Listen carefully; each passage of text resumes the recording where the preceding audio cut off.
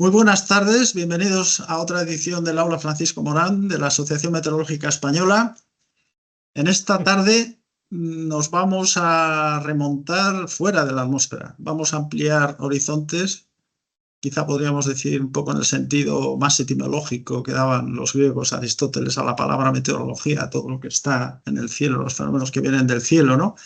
Y nos vamos a interesar por lo que es el tiempo espacial o la meteorología espacial, entendiéndose por ello todo aquello que en principio está fuera de la atmósfera y que nos afecta a nosotros en la Tierra. También estaría otro capítulo, sería el estudio de atmósferas planetarias y demás, pero en esta ocasión más bien nos vamos a quedar aquí en nuestro querido planeta. Lo vamos a hacer con la ayuda de José Antonio Sosa Cardo. Él es un meteorólogo de aquí, de la Agencia Estatal de Meteorología. Nació en Coria del Río, en Sevilla, en 1968, y licenciado en Ciencias Físicas, en especialidad de Astrofísica. Su trayectoria profesional se ha desarrollado dentro de la AEMET. Accedió en 1993 al Cuerpo de Ayudantes de Meteorología entonces, o Diplomados de Meteorología ahora, y su primer destino fue en el Centro Meteorológico Territorial de Extremadura, hasta 2002. Desde entonces ha estado radicado en Andalucía como analista predictor en la base aérea de Morón de 2002 a 2004, jefe de la sección climatología de Sevilla del 2004 al 6, analista predictor en el grupo de predicción y vigilancia de Sevilla del 6 al 13. En 2010 accede al Cuerpo de Meteorólogos del Estado y desde entonces ha formado parte del equipo técnico del GPV de Sevilla hasta el 16, y desde el 16 está destinado en la base aérea de Morón, del aeropuerto de Morón de la Frontera, en la oficina meteorológica de defensa. Y como publicaciones, pues tiene, por ejemplo, ha participado en la climatología de Extremadura del año 61-90 y tiene otra, pronóstico de rayos mediante el modelo no hidrostático Harmony.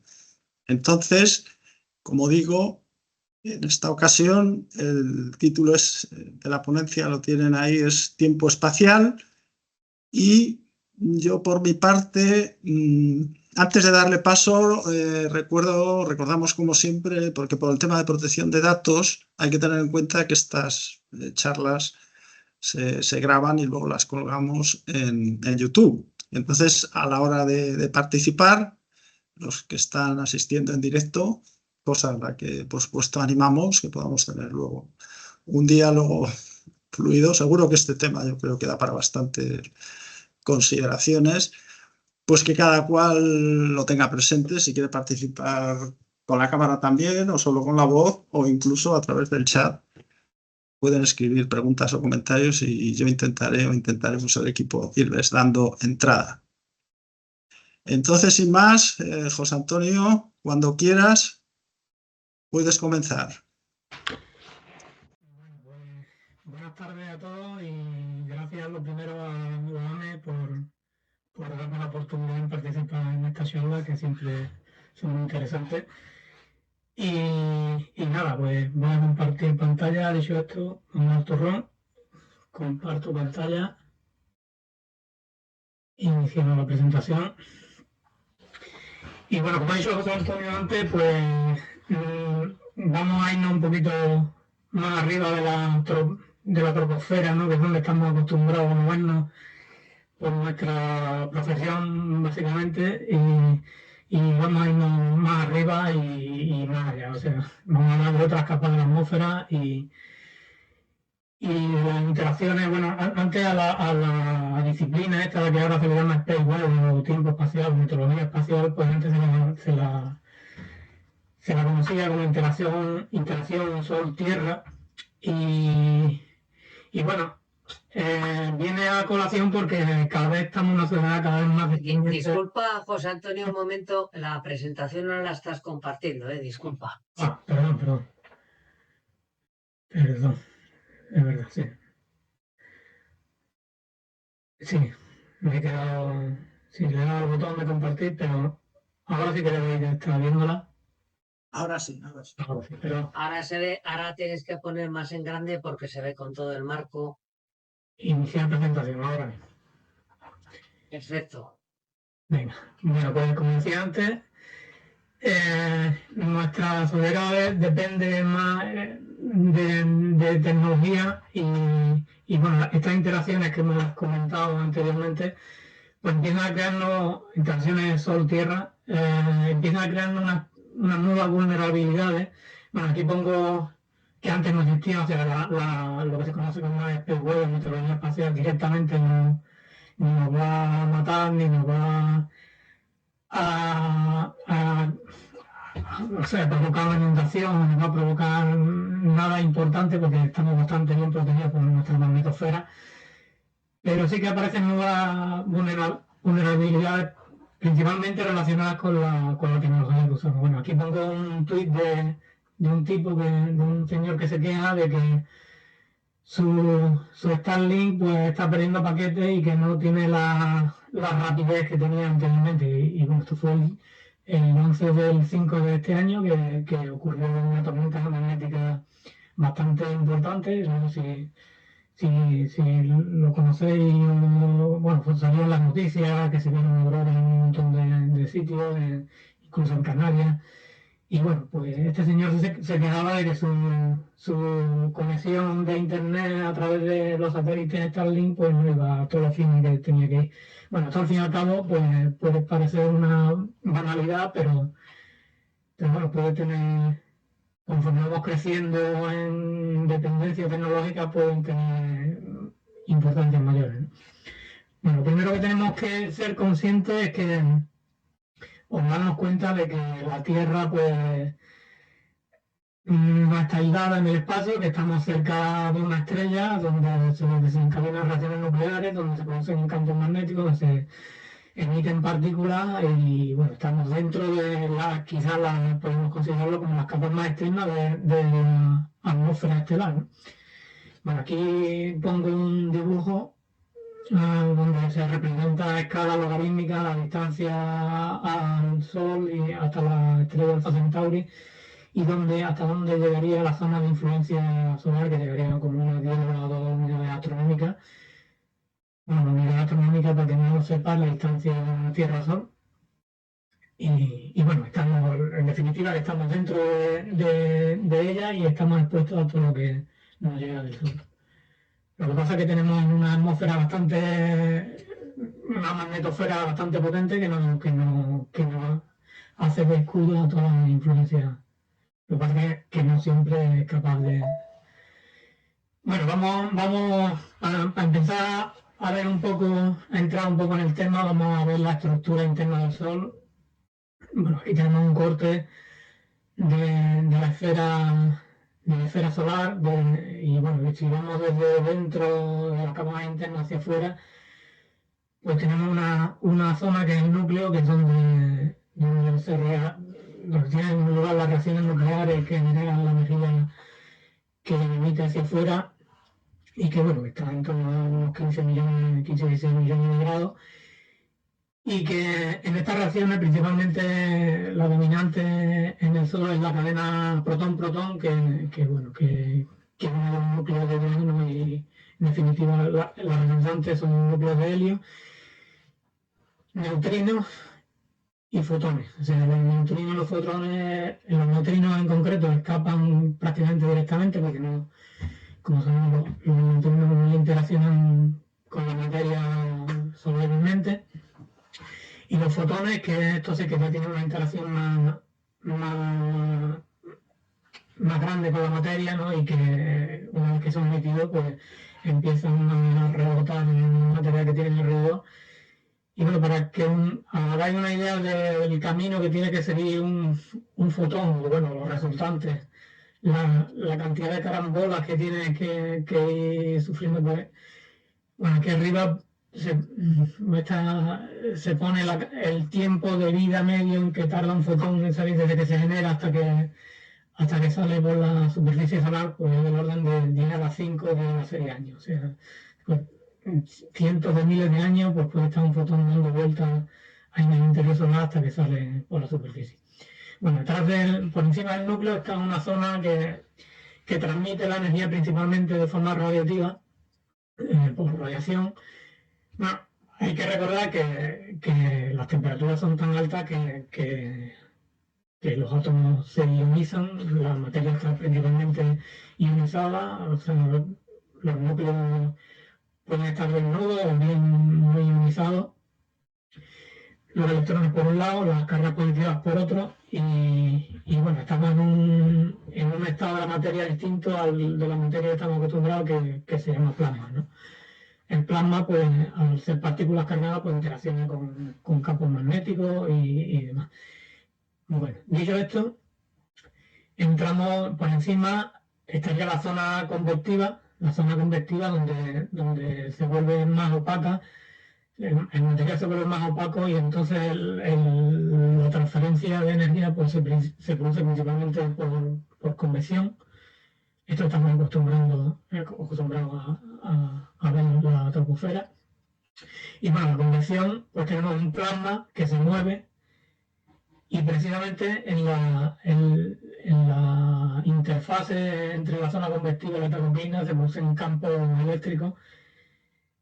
Y bueno, campos eléctricos implican campos magnéticos y campos magnéticos plasman movimiento, pues interacción con el plasma, digamos, y demás. Bueno, aquí en esta zona donde se piensa que tiene el campo magnético solar, y bueno, me hablo de campo magnético porque va a ser una constante prácticamente, porque va a ser lo que va a modular todo lo que sería una meteorología espacial. Bueno, por encima de la zona convectiva, pues ya nos encontraremos en la superficie, donde ya los fotones empezarían a moverse más o menos libremente, la temperatura ya ha bajado, está mucho más baja y la densidad también, y bueno, los fotones empiezan a poderse escapar de la superficie. Y bueno, esta superficie aparente es lo que se llama la fotosfera. Bueno, por aquí debajo no lo he dicho antes, pero por debajo de la fotosfera, la energía mecánica, digamos, la energía cinética, domina la energía magnética. O sea, la convección va a poder con las fuerzas magnéticas y las va a ir arrastrando, ¿no? Por encima de la fotosfera estaría la cronosfera, que bueno, que no está aquí marcado. En la cronosfera, pues la energía magnética, la energía cinética son del mismo orden de magnitud, con lo cual pues si se quiere simular esa zona, pues no se pueden hacer simplificaciones, es mucho más complicado de modelizar y bueno, quizás sea de las capas menos comprendidas del Sol, ¿no? Por encima sería la corona, donde ya la fuerza magnética o la energía magnética es muy superior a la energía dinámica, la energía y donde bueno, ya el plasma se tiende a confinarse dentro de los tubos magnéticos. Bueno, si miráramos en el visible al Sol con los filtros apropiados, ¿no? con las atenuaciones convenientes, bueno, esta es una foto pues venimos esto sería lo que veríamos, esta es una foto hace un momento, o sea, he modificado la presentación e incluso estas fotos hace un momento. Y bueno, vemos que hay zonas, vemos una superficie más o menos granulada, vemos zonas más brillantes. Bueno, voy a sacar aquí el puntero para que zonas más o menos brillantes. Vemos manchas pequeñitas, manchas pequeñitas incipientes, vemos manchas más grandes, grupos de manchas. Normalmente, bueno, esta no sería un buen ejemplo, pero normalmente los grupos se organizan de 2 en 2. Bueno, si hacemos una ampliación, pues vemos la granulación que he comentado antes.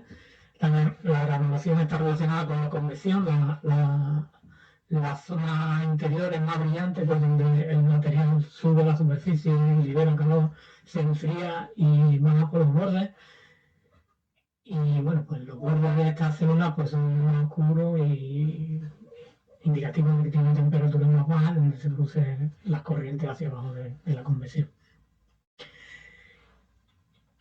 Bueno, si plantamos la rendija de un espectroscopio sobre una mancha, pues vemos una cosa curiosa, vemos que las líneas de absorción del espectro pues se desdoblan, y esto es esto se puede explicar con lo que se llama efecto Zeeman, que lo que hace es que degrada los niveles energéticos de electrónicos y hace que donde había una transición electrónica, pues ahora haya varias, ¿no? Entonces vemos aquí perfectamente en el espectro cómo se desdoblan esas líneas de absorción, lo cual nos indica que pueden tener, bueno, que tienen un origen magnético, estas manchas solares, ¿no? Bueno, dentro de un tubo magnético donde hay más densidad de líneas magnéticas que en el entorno, pues ocurren cosas curiosas. Bueno, lo primero que pasa es que el Sol tiene una rotación diferencial y el campo magnético del Sol no es tan, digamos, tan definido como puede ocurrir en la Tierra, que es el dipolo que apunta al norte-sur. En el Sol están las cosas mucho más complicadas, porque, como he dicho antes, la convección le puede al campo magnético, y entonces lo que hace es que va enrollando ese campo magnético, va haciendo que se vaya colocando más o menos paralelo a la superficie. Y lo que pasa dentro de un tubo magnético donde hay plasma es que el campo magnético pues ejerce una especie de presión ya de por sí por la interacción con el plasma, y entonces dentro del tubo magnético no es necesaria tanto material, tanta densidad como en el exterior, digamos, para mantener un equilibrio de presión. Entonces, ¿qué pasa?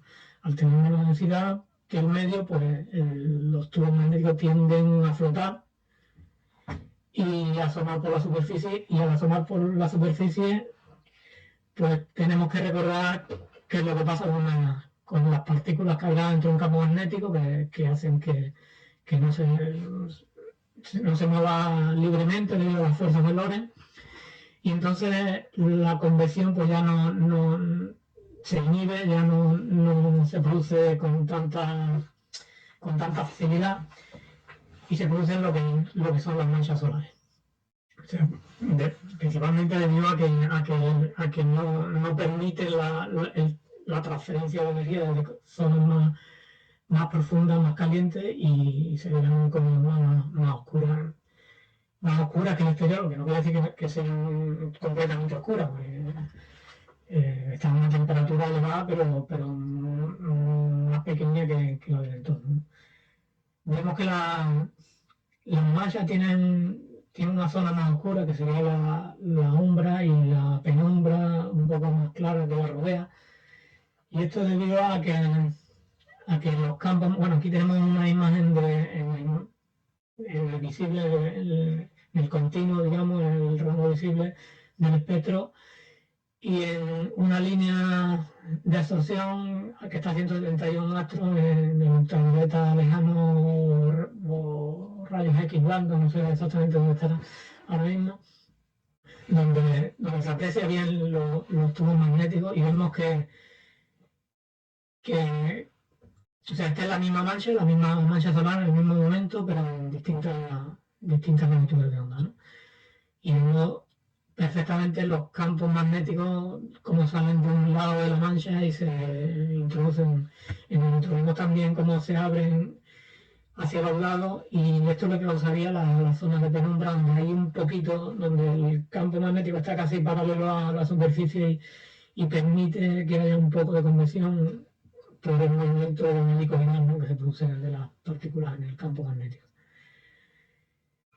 Esta es la razón por la porque se ven más oscuras las manchas solares, básicamente por el campo magnético y la inhibición de la convección.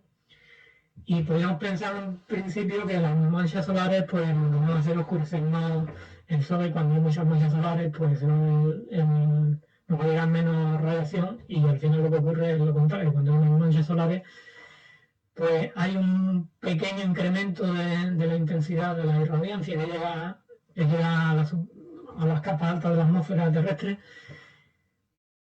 Pero bueno, esta variación tampoco es que sea muy grande, ¿no? Es de menos de una milésima de vatio por metro cuadrado, con lo cual podemos considerar que es prácticamente una constante, o es prácticamente constante.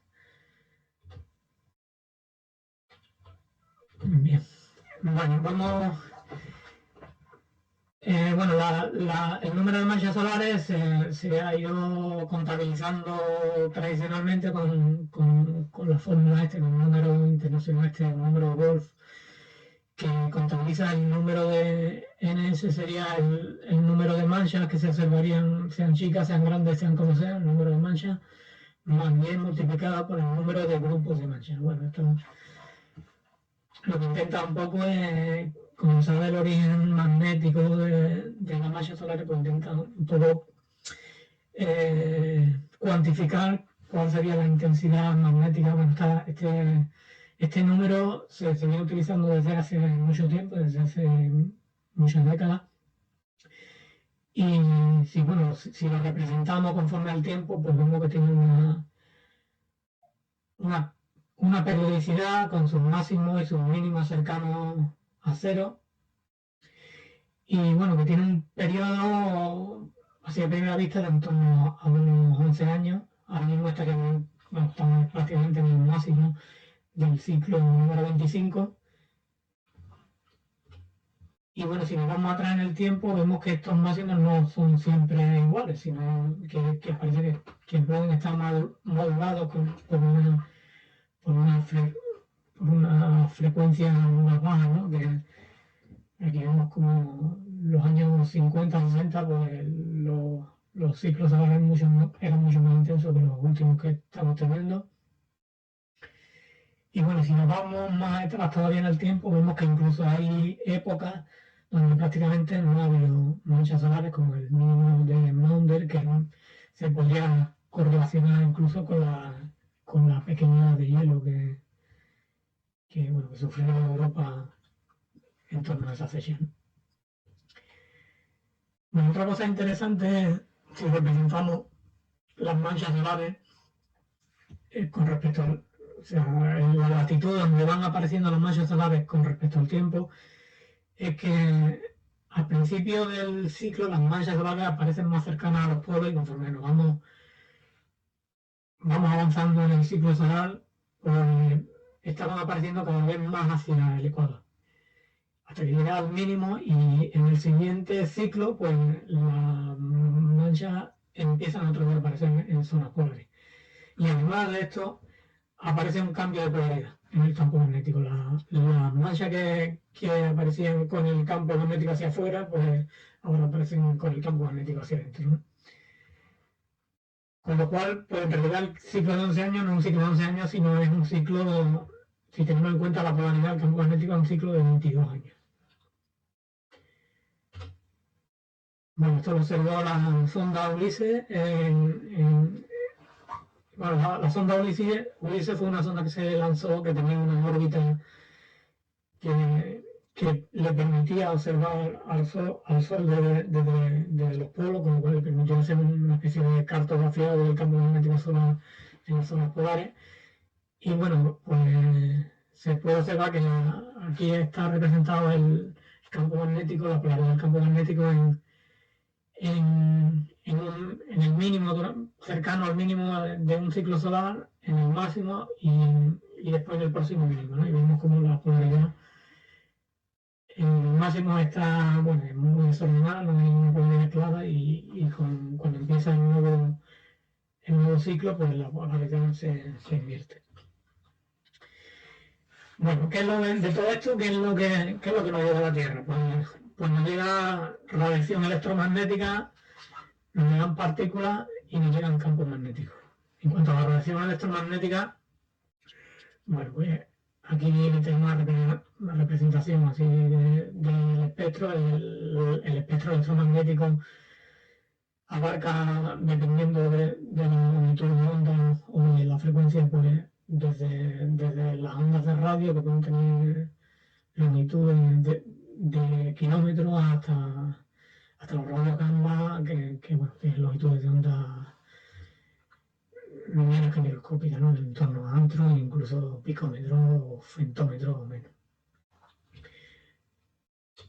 Bueno, lo que sería el espectro visible e infrarrojo sería lo que alimenta a la troposfera, absorbido principalmente en la atmósfera por las capas más bajas, y la radiación más energética de menor longitud de onda, pues es absorbida por las capas altas de la atmósfera, principalmente la ionosfera.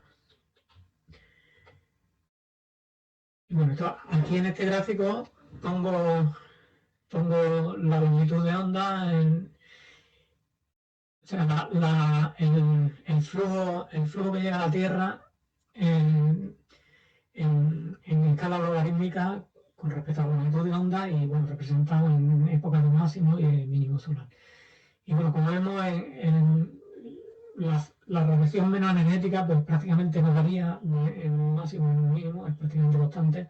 Sin embargo, la radiación más energética sí que tiene unas variaciones de varios órdenes de magnitud en el máximo solar y en el mínimo solar. Aunque es de mucha menos intensidad que la radiación menos energética. Bueno, pues la radiación de rayos X, ultravioleta extremo y demás, pues está muy relacionada, se produce principalmente en las zonas activas magnéticas, en las zonas donde hay actividad magnética intensa, principalmente por la reconexión de los campos magnéticos, con la convección y demás, pues hace que el campo magnético esté muy enredado y se produzcan configuraciones inestables que al revolverse, pues ahí, bueno, se acelera el plasma y se produce radiación electromagnética de alta energía y bueno, este es el origen principalmente. No voy a entrar en muchos detalles porque además es que es una física bastante desconocida, de que bueno, ahí tenemos todavía mucho que aprender de este tema. Y bueno, voy a pasar un poco por encima.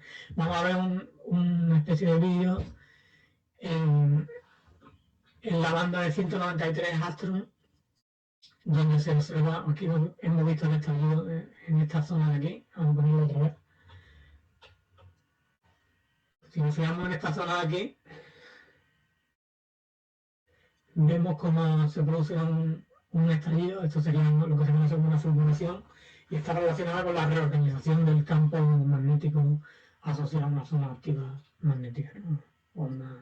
Por debajo de una mancha. O sea, si todos observamos en visible, en el continuo, pues veríamos un grupo de manchas seguramente.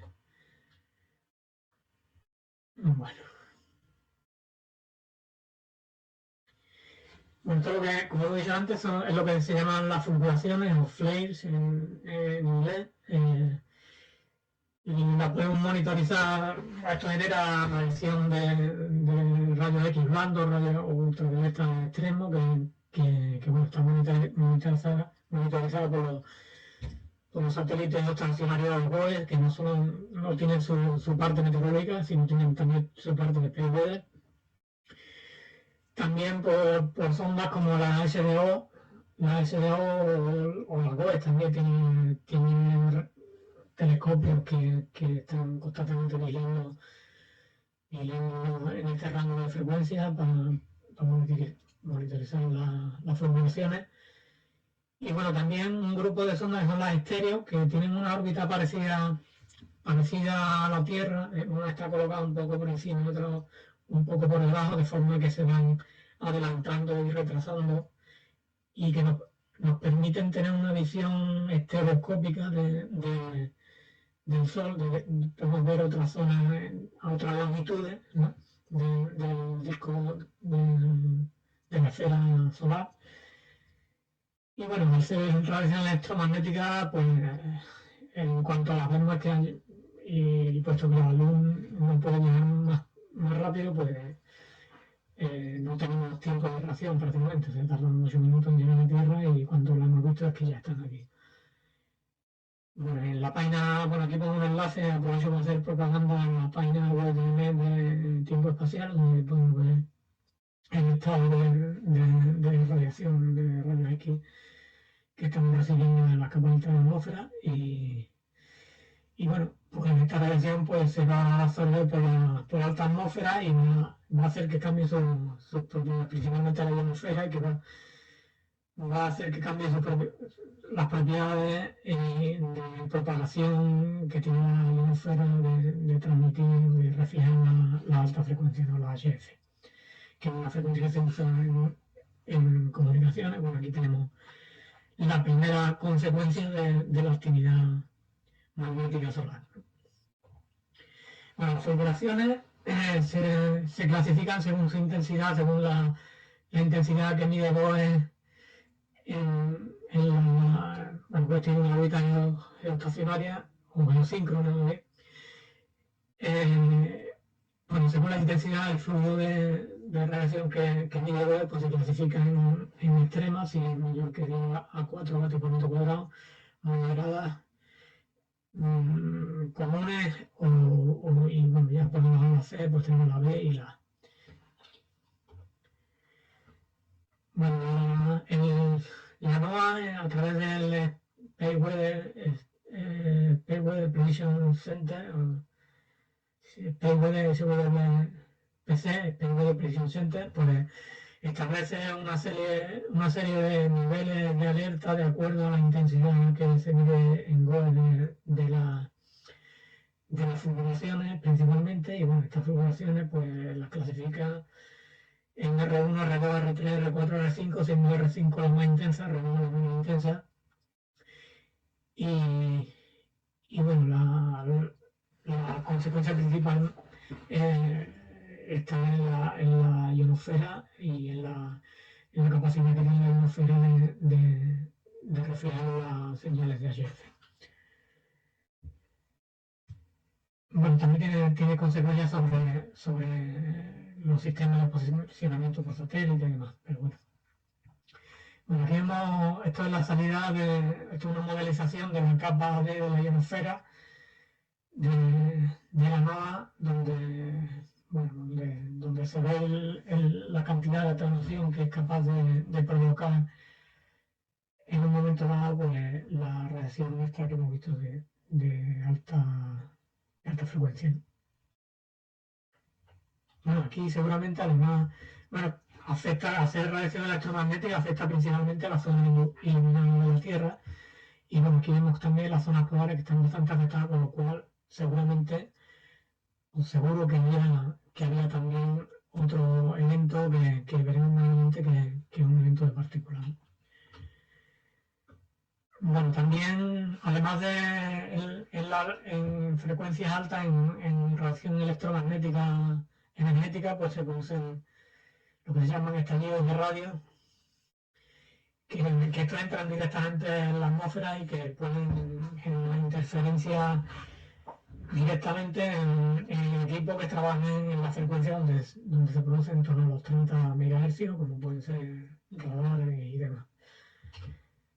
Los SRB estos también se clasifican en tipo, bueno, aquí no voy a entrar demasiado, según su origen y según su sello que tengan en el espectro. Bueno, aquí vemos algunos, tipo 1, tipo 2, tipo 3, según el espectro que tengan en el tiempo.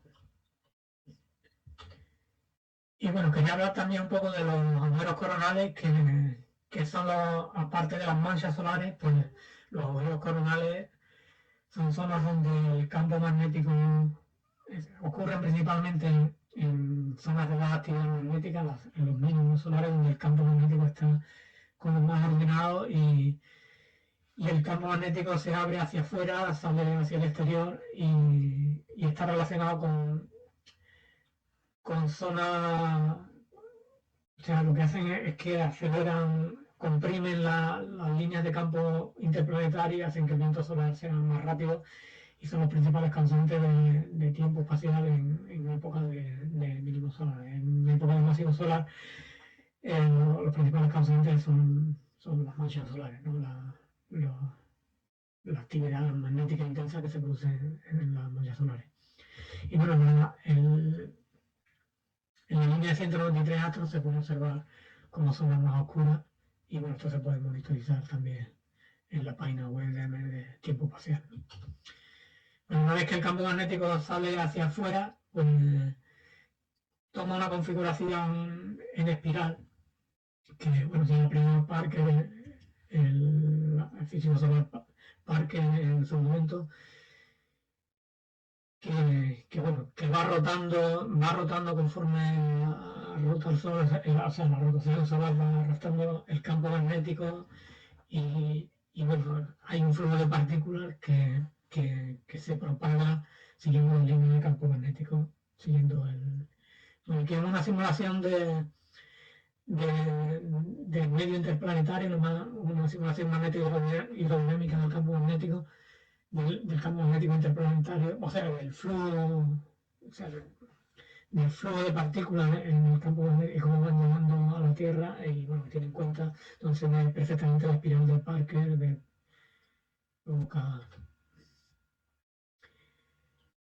Bueno, pues otra cosa que nos llega a la Tierra serían las partículas energéticas solares y bueno, que vienen, como su nombre indica, provienen principalmente del Sol, de las aceleraciones que se conocen de carga en la zona magnéticamente activa.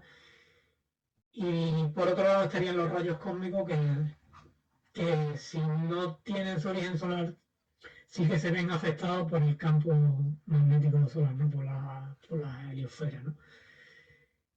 Y curiosamente, pues tienen una intensidad mayor en épocas de mínimo solar. En épocas de masa solar, pues empiezan a entrar las partículas aceleradas las partículas energéticas relativistas que se han acelerado en la zona magnéticamente activa. Estas tardan más tiempo en llegar a la Tierra, de 15 minutos a varias horas. Tienden a seguir la espiral de Parker, bueno, que está modulado por la actividad magnética solar. Los rayos cósmicos son modulados por el campo magnético solar, como he comentado anteriormente, y bueno, también pueden monitorizarse a través de los GOES, los satélites GOES también tienen monitores de partículas, principalmente protones energéticos y electrones, aunque también ven otros núcleos atómicos. Y bueno, estos tienen ya otras influencias.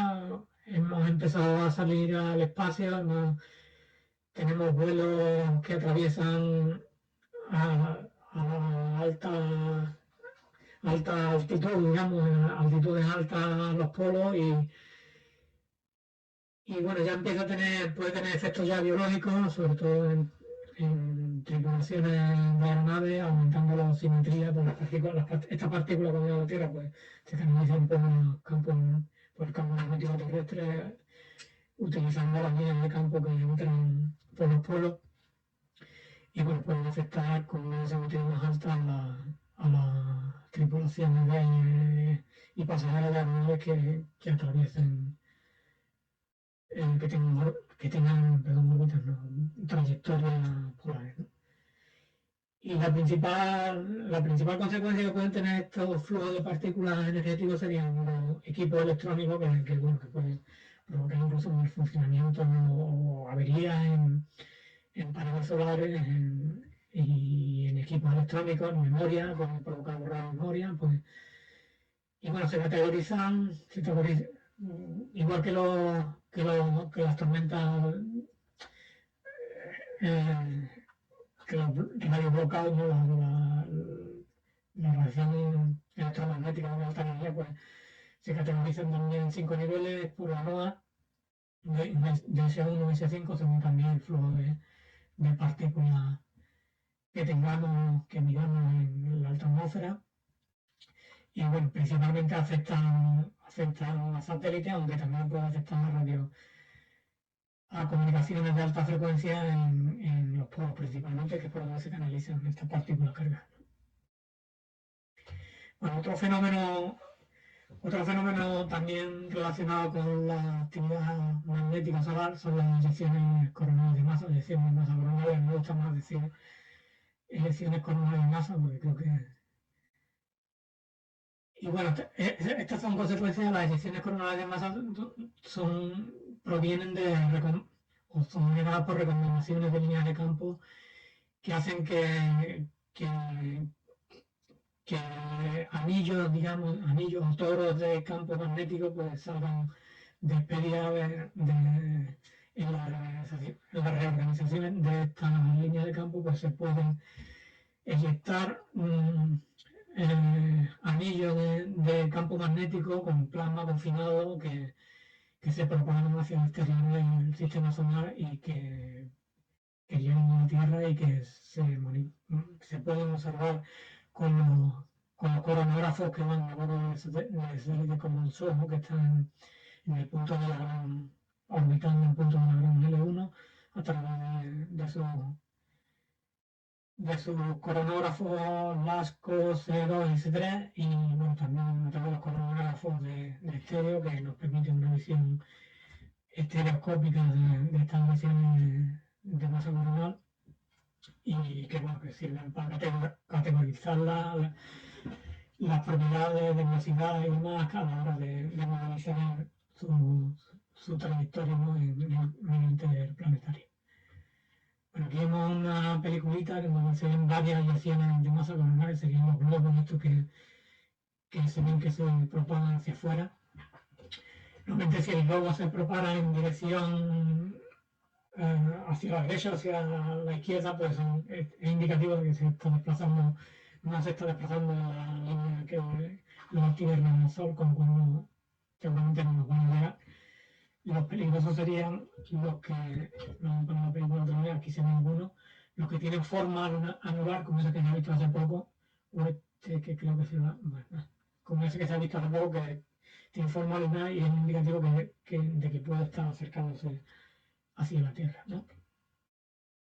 Y bueno, lo que hacen las eyecciones coronales de masa cuando son expelidas por la atmósfera solar, pues es que modifican la estructura del campo magnético interplanetario, hacen que se compriman, se aceleren partículas y bueno, pues cuando llegan a un planeta como puede ser la Tierra, con una magnetosfera propia intensa, pues, o potente,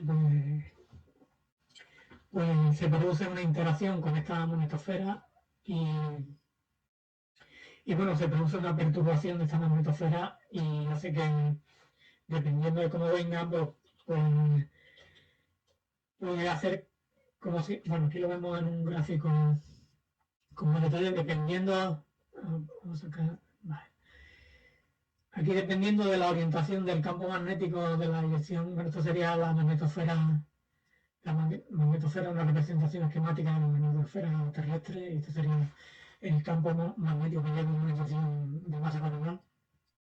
Si la orientación es contraria, si la orientación es contraria, va, digamos, como pelando capas de la magnetosfera, pudiendo hacer que incluso quede completamente pelada completamente la magnetosfera y la Tierra completamente expuesta a las partículas que vienen del exterior. Sin embargo, si la orientación es la misma, pues va a provocar otro tipo de perturbación, va a hacer que se comprima más la magnetosfera, pero no va a pelar, digamos, las capas de la magnetosfera terrestre. Bueno, aquí voy a poner una pequeña peliculita donde se explica bastante bien esto que lo he contado así. When the solar storm reaches our planet, something strange happens. An invisible shield, the Earth's magnetic field, deflects the storm. The magnetic fields couple together and create a funnel where the gas streams down on the daylight side of the pole. This is the daylight aurora. The magnetic fields stretch further back and couple together. The magnetic rubber band breaks, and gas from the solar storm streams along the magnetic lines towards the poles on the night side. This is the nighttime aurora. Bueno, como hemos visto en el vídeo, como he explicado bastante mejor que puedo hacerlo yo, pues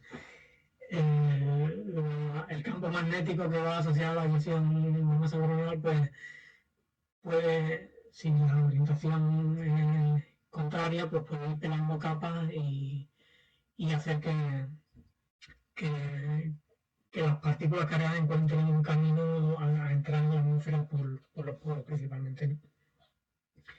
Y bueno, las eyecciones de masa coronal, pues si alcanzan la posición de la Tierra, pues como hemos dicho antes, pues pueden provocar alteraciones importantes en la magnetosfera y en la ionosfera.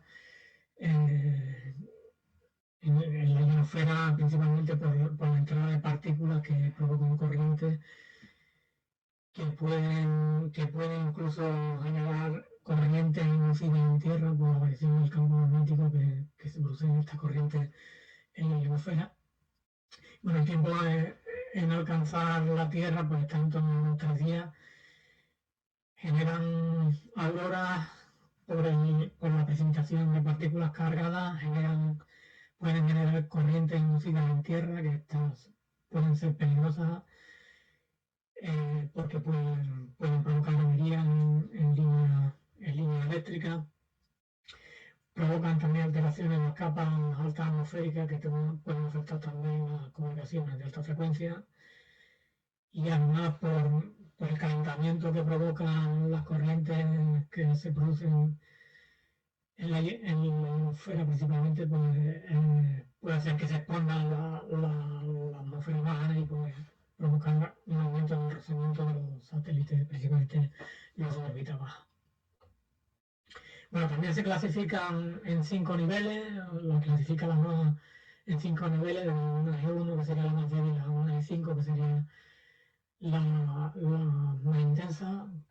Y bueno, se clasifica en base a un índice que se llama el índice KP, que es un índice geomagnético que viene a cuantificar las perturbaciones del campo magnético superficial en estaciones en tierra, en magnetómetros en tierra, en una red de magnetómetros, principalmente el KP sería una medida de varios magnetómetros en tierra. Y bueno, aquí vemos la frecuencia en la que tienen lugar y las consecuencias que pueden tener cada uno. Principalmente serían en las líneas eléctricas, principalmente por las corrientes inducidas que pueden provocar en operaciones de satélites por el rozamiento que pueden provocar la expansión de la atmósfera en órbitas bajas, en satélites de órbitas bajas. Y bueno, también puede provocar alteraciones en comunicaciones de alta frecuencia, y en sistemas de posicionamiento también por satélite, ¿no? Como los GPS y demás, ¿no? Bueno, aquí quería dejar claro, muchas veces cuando uno escucha fulguraciones o protuberancias, eyecciones de masas coronales, pues muchas veces se asocian al mismo fenómeno y no son exactamente el mismo fenómeno, ¿no? Una fulguración es básicamente electromagnética, es radiación electromagnética.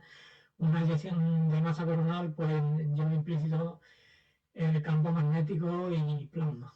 Y una puede ocurrir sin la otra y la otra puede ocurrir sin la una, ¿no? Y aunque están asociadas las dos a actividad geomagnética, actividad solar magnética intensa, pues, pero no son el mismo fenómeno, ¿no?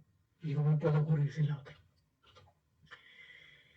Bueno, en cuanto a eventos destacables relacionados con el tiempo espacial, pues el más intenso que se tiene noticia es el evento Carrington, en el que el astrónomo Carrington pues estaba observando un grupo de manchas solares y vio como se produjo una fulguración muy intensa que se podía apreciar incluso en invisible, pues se desplazaba sobre la mancha solar que estaba observando y del orden de 12-13 horas más tarde pues se estaban observando auroras a latitudes tan bajas como a latitudes prácticamente tropicales o casi ecuatoriales y la tecnología que había entonces, que eran los telégrafos, pues empezaron a funcionar de forma extraña. funcionaban incluso con las baterías apagadas, se producían chispas en los cables, se tiene constancia de incluso incendios provocados por las descargas eléctricas en el cableado del telégrafo y bueno, si ocurriera una cosa parecida ahora mismo, pues no sabemos qué puede ocurrir, ¿no? En el 89 tuvo lugar un apagón en Quebec, se fundió un transformador en una central nuclear que dejó sin electricidad durante 12 horas a toda la región de Quebec y se piensa que está relacionada con las corrientes inducidas de una actividad magnética intensa que provocó una fulguración de tipo extrema, bueno, de tipo X8 o X15. Bueno, el número este que se coloca detrás de la X quiere decir que es 8 veces más intensa que una fulguración tipo X básica, digamos, ¿no? Son 8 veces más intensa que el nivel más bajo de una fulguración que sería considerada tipo X. Se observaron auroras en Florida y Cuba, también en altitudes muy bajas. En 2003 tuvo otra, que se lo denomina tormenta Halloween, porque ocurrió a finales de octubre, casi ya el 1 de noviembre. Y bueno, provocó más, se tiene constancia de mal funcionamiento y averías en el satélite, de apagones en Suecia y Sudáfrica. Sudáfrica está a la misma latitud que la península ibérica. Se observaron auroras cerca del Mediterráneo. En diciembre de 2006 pues tuvimos una interrupción del sistema de posicionamiento GPS durante 10 minutos, también relacionado, se cree que está relacionado con la actividad intensa de Space Weather. En el 2012 se llegó a producir una eyección de masa coronal que se estima que pudo ser de la misma intensidad que causó el evento Carrington, solo que no estaba orientada hacia la Tierra, no llegó a alcanzar la Tierra por un desfase de unos 9 días. O sea, si hubiera tenido con una desfase de 9 días, pues podría haber llegado a la Tierra y hubiéramos tenido un evento Carrington en el 2012 que afortunadamente no tuvimos y que no sabemos qué consecuencias podría haber tenido, ¿no? En una sociedad, como yo, cada uno es dependiente de la tecnología. Y bueno, este año hemos tenido ya dos tormentas G5. En torno a mayo tuvimos una donde, bueno, estas fotos que pongo aquí son auroras boreales que fotografiadas en el observatorio de Roca de los Muchachos, en la isla de La Palma. Y bueno, aquí pongo también la queja de este hombre que se quejaba de su comunicación. También hay constancia de que hubo problemas con comunicaciones de onda corta, ¿no? De alta frecuencia en aeronaves. Y bueno, hace poco tuvimos otra, hace nada, fue el 11 de este mes, de octubre, donde también nos observaron auroras en la península ibérica. Y bueno, en resumen, para resumir un poco y para ir acabando ya, pues tenemos fulguraciones, o sea, dentro del Space Weather tenemos fulguraciones que alteran la ionosfera y producen alteraciones de alta frecuencia. Tenemos eventos de partículas energéticas, que serían los SEP, que afectan principalmente a la electrónica del satélite y a los paneles solares que utilizan esto para alimentarse, a memoria también. Y estarían las eyecciones de masa coronal, coronales de masa, que alteran la magnetosfera, producen auroras, generan corriente inducida, afectan a las líneas de comunicaciones, líneas las líneas eléctricas, ¿no? Y afectan también a las comunicaciones tanto de radiofrecuencia como comunicaciones por cable. bueno, aquí resumí que los eventos tipo Carrington, o sea, en realidad una G5 pues tiene consecuencias, pero bueno, podemos sobrevivir a ella, digamos, pero un evento tipo Carrington que no conocemos la frecuencia que tiene, que unos dicen que tiene una frecuencia o un tiempo de retorno de en torno a cientos de años, otros dicen que miles, otros, pero no se sabe qué periodo de retorno puede tener un evento tipo Carrington. Son eventos de baja frecuencia, pero son eventos de alto impacto y bueno, que habría que evaluar cuál sería el gasto y las consecuencias que pueden tener. Y bueno, yo por mi parte voy a hacer un repaso con todo esto, pues monitorizarlo más o menos en tiempo real en la página web sobre el tiempo espacial, que es pwd.ml.es, y que bueno, podemos ver, podemos monitorizar el disco solar, podemos monitorizar los cronógrafos ahora de SOHO y de estéreo, podemos ver en el punto del ciclo solar estamos, podemos ver el estado del flujo de partículas energéticas, podemos hacer una simulación del campo, o sea, del medio interplanetario y de qué es lo que está llegando en el punto de la gran L1 a través de los monitores que tiene Discovery en el punto de la gran L1. Podemos ver el estado de la magnetosfera, podemos ver la ionosfera, o sea, tanto el contenido total de electrones que está relacionado con las comunicaciones GPS, como las comunicaciones HF, la altura de la capa F2 de la ionosfera, pronósticos sobre auroras de la NOAA, pronósticos de dosimetría en órbitas bajas y en órbitas bajas y en trayectorias de aeronaves a distintas alturas. Y bueno, y por último, pues monitorización del campo magnético terrestre en superficie con índices geomagnéticos, índices KPI y bueno, y estimaciones de las perturbaciones geomagnéticas en Tierra, corriente inducida en Tierra, ¿no?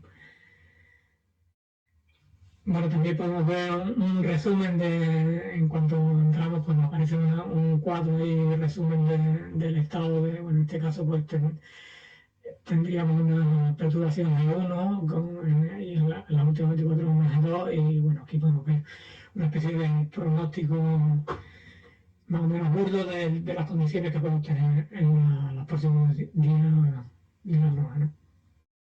Bueno, y ya por último, pues quería poner unas imágenes del cronógrafo LASCO de SOHO de estos días atrás, que coincide con el paso por delante del cometa Xiaoqing Atlas, que hemos tenido, no sé, habéis tenido la oportunidad de observarlo en estos últimos días, si el tiempo os ha dejado.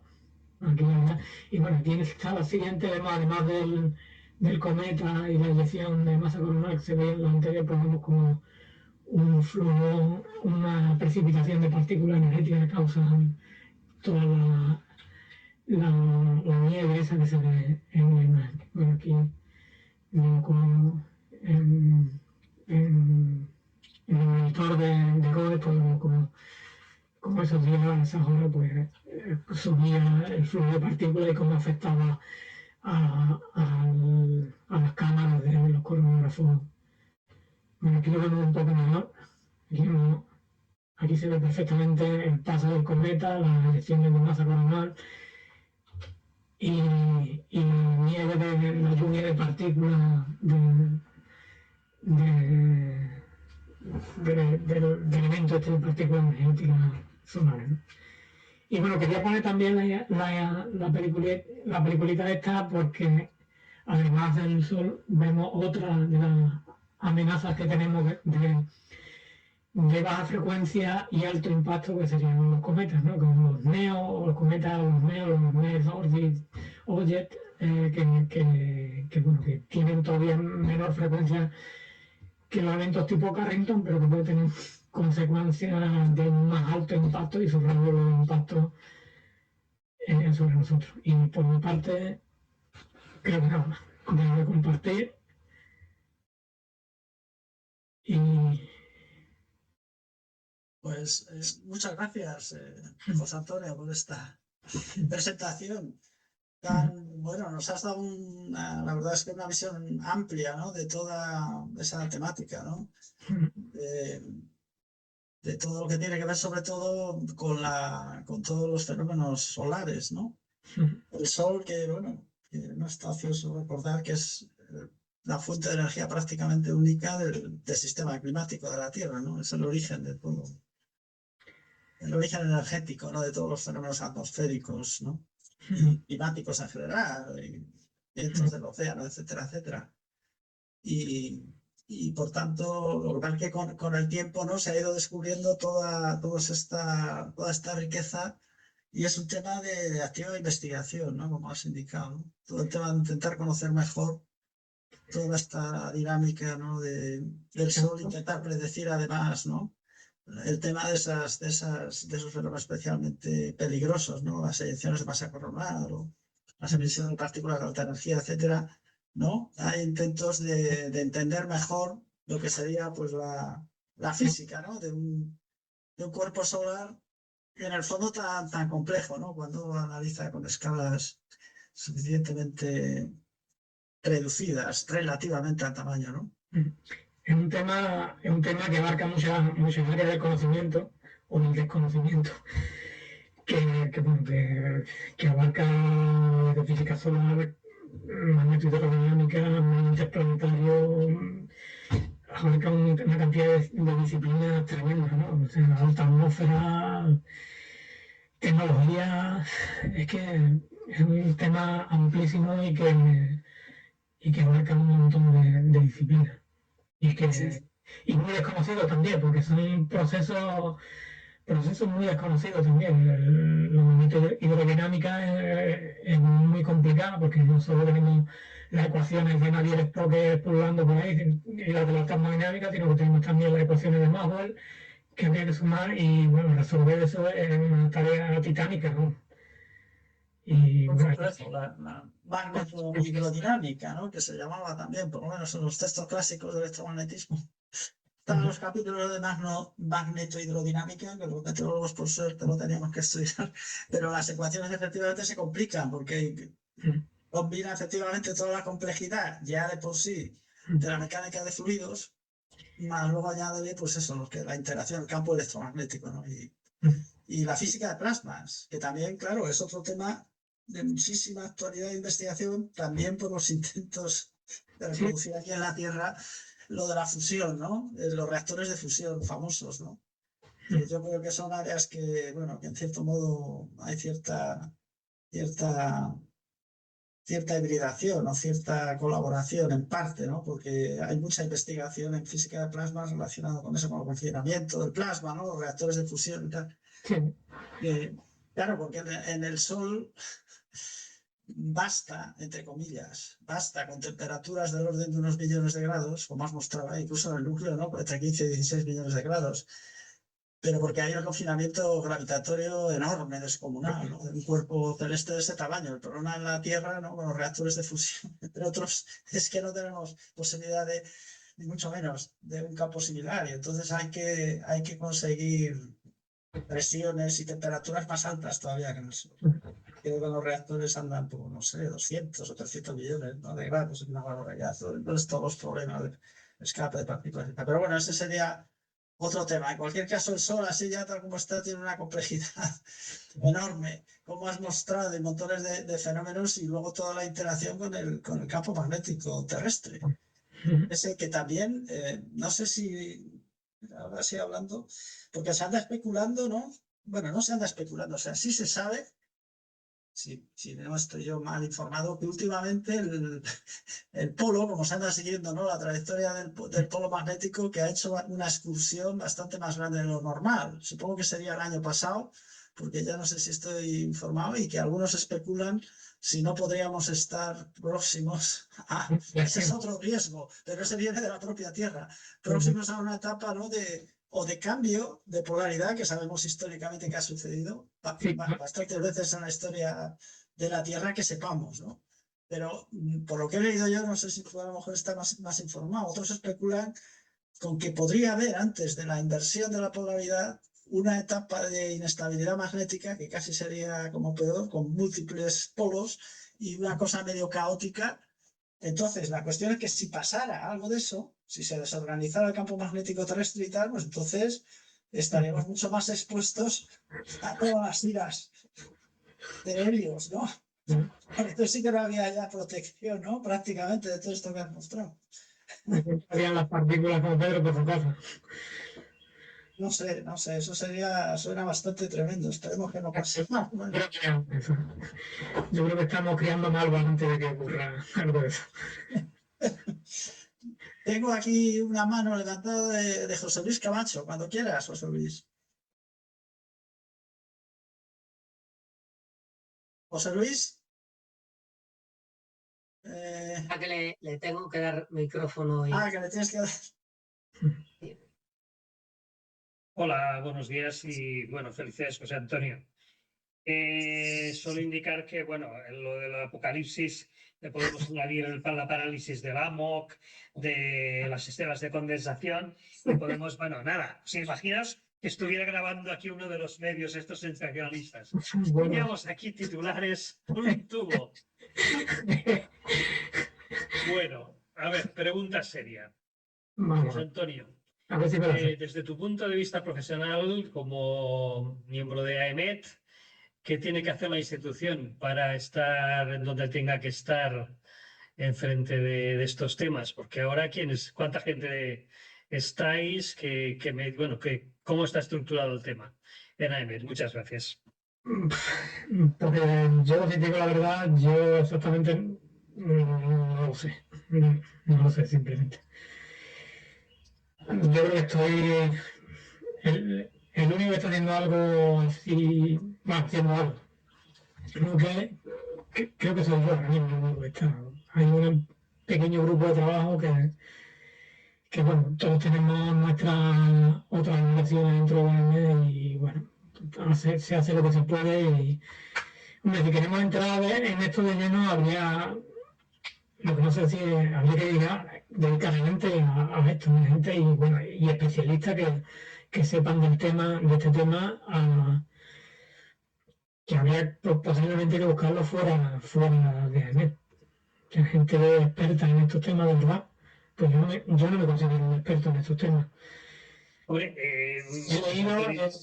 yo hice física, bueno, hace tiempo, ¿no? Hice geofísica y algo de astrofísica y he aprendido mucho en esta charla, ¿eh? O sea que es un tema complejo, muy complejo y sí hace falta expertos.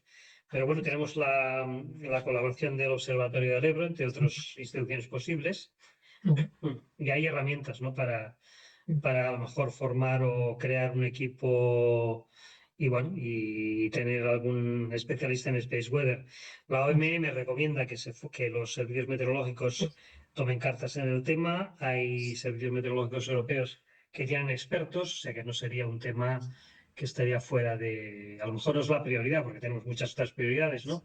Pero no es ninguna tontería prestar la atención. Gracias. Ir metiendo la patita, porque hay que hay que empezar a abrir la puerta, ¿no? Muy bien. Muchas gracias. Pues doy el paso a Amadeo, ¿no? Que tiene la mano levantada, Amadeo, ¿no? Sí. Sí. Hola.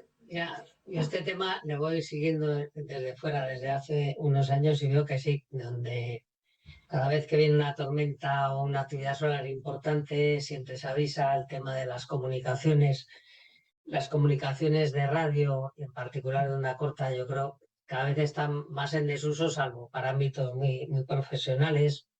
Luego, igual, pues para los aficionados a la fotografía, cuando vienen tormentas de estas solares importantes, pues bueno, saca la foto y tal. Pero yo creo que hay un sector que es muy importante, que es el de los satélites, ¿no? Cada vez que hay un evento de estos de gran magnitud, sí que tienen que volver a colocar en su órbita satélite. ¿Se ha evaluado de alguna forma el coste económico que supone estos eventos y de alguna forma justificar la inversión que hay que hacer en las predicciones y el seguimiento de la actividad? Pues seguramente la hay, ¿no? Yo Yo en concreto no la conozco. También es verdad que afecta a compañías, o sea, ¿cómo lo explico? O sea, no solo afecta a instituciones públicas, sino que afecta también a instituciones privadas, y las instituciones privadas son mucho más herméticas a la hora de facilitar información por posibles vulnerabilidades entre la competencia y demás. O sea, una empresa que se dedica a comunicaciones a través de vía satélite, pues probablemente no ofrezca al público no sé, coste económico que pueda tener la empresa por miedo o por egoísmo, ¿no? A la hora de facilitar información a la competencia, ¿no? Y entonces, vamos, vamos, es lo que he escuchado yo en el entorno cuando he oído hablar de este tema, donde la gente se queja de eso, del hermetismo, que sobre todo las empresas privadas a la hora de comunicar mal funcionamiento, o sea, Red Eléctrica probablemente no va a ser muy claro a la hora de decir, bueno, he tenido una avería en un transformador y pues probablemente intentará tapar la avería, intentará solucionarla lo antes posible para que no tenga consecuencias y a lo mejor no comunica, no hay una comunicación clara, ¿no? O nítida con el exterior, no sé. En verdad, el coste económico se podrá hacer seguramente. No soy experto en economía, de luego, y no empezaré a decir. Otra consecuencia, o sea, la economía es otra rama, digamos, otro corolario, digamos, de toda esta de todo este vacío de eventos, ¿no? De PQs, ¿no? Y bueno, dentro de la naturaleza también, ¿no? Ajá. Pero bueno, que involucra un montón de disciplinas, como dije antes. Pero bueno, creo que por lo que dicen algunos, ya volviendo un poco a las catástrofes, que si se diera otro evento Carrington, como que no estamos muy preparados, ¿no? O sea, eso de tener suficientes transformadores de reserva o tener la suficiente redundancia para asegurar. Las redes eléctricas están preparadas, lo que no sé hasta qué punto están preparados para tormentas, o sea, para corrientes inducidas en tierra, ¿no? O sea, lo tienen en cuenta y conocen de su existencia y tienen protecciones, pero bueno, depende de cómo sea el evento Carrington. O sea, es como todo. O sea, un vaso de agua no te hace daño, pero si te tragas una piscina entera te ahogas, ¿no? Si fuera más o menos como se cree que fue el Carrington, que debió de ser, que sobre eso tampoco se sabe con precisión, obviamente, ¿no? Porque las medidas que vienen en aquella época, entiendo que hay bastante imprecisión también, ¿no? Sobre ese evento, efectivamente, ¿no? Había suficientes medidas o tal, porque me da la sensación, hay algunos que dicen que en realidad no fue tan intenso en términos de... ¿Perdón? Que había magnetómetros, hay más medidas del campo magnético de la variación del evento Carrington. Sí, sí. O sea, que se sabe bastante, ¿no? De que fue verdaderamente muy intenso, ¿no?